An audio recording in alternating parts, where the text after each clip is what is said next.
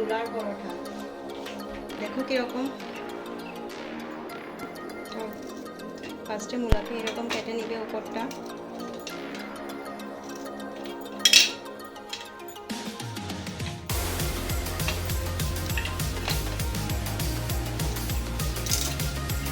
তারপরে এটাকে দিয়ে এরকমটা ছুলে নেবে, এরকম করে ছুলে নেবে।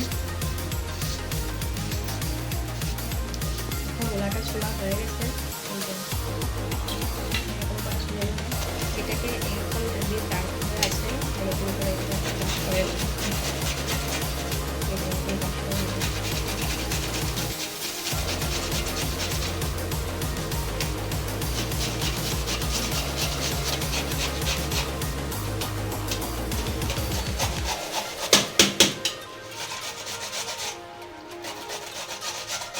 এরকম করে ক্রাশ করে নিয়েছি। এখন এরকম করে ক্রাশ করে নিয়েছি এটাকে। তারপরে এখন মূলার মধ্যে দেখো জল আছে, তো জলটা আমাদেরকে চিপে ফেলতে লাগবে।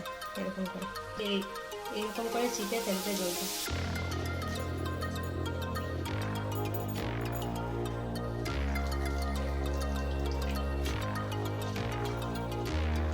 তোমার পরিমাণ মতো নিয়ে নিবে আটাটা।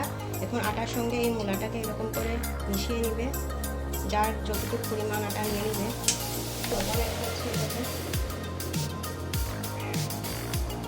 জিরার গুঁড়া নিব 1 চামচ, খালি কড়াইতে ভাজবো এগুলোকে। কড়াইয়ের মধ্যে কিন্তু তেল দেই নাই, খালি কড়াইতে অল্প ধনিয়া গুঁড়া দিলাম, জিরার গুঁড়া দিলাম,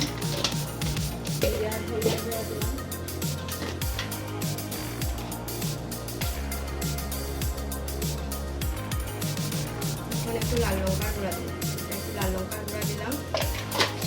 এটাকে অল্প একটু ভেজে নেব খালি কড়াইতে। আটা আর মূলার পাতা অ্যাড করবো, কেটে কেটে অ্যাড করবে ধনিয়া পাতা। আমি এটাতে মরিচ দেই নাই, যারা মরিচ খায় ওরা মরিচও অ্যাড করে দিও। অল্প সাদা তেল অ্যাড করবে। এটাকে সবগুলোকে অল্প মাখিয়ে নিবে। যদি জল লাগে তাহলে জল অ্যাড করবে, নাহলে জল করতে লাগবে না। মেখে মাখতে মাখতে বুঝবে যে জল লাগবে নাকি। জল লাগবে তো আমি জল অ্যাড করছি। দেখো এরকম জলটা লাগবে। দেখো ডোটা রেডি হয়ে গেছে।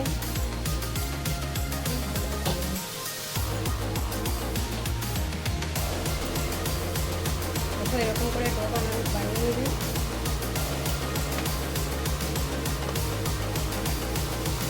দেখো তাওয়াটা গরম হয়ে গেছে।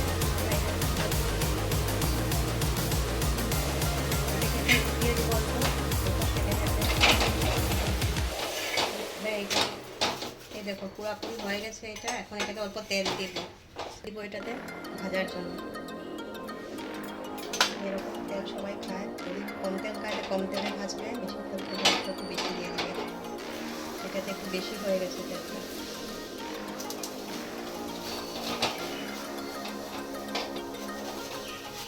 পরোটাটা রেডি হয়ে গেছে। এখন এটাকে সস দিয়ে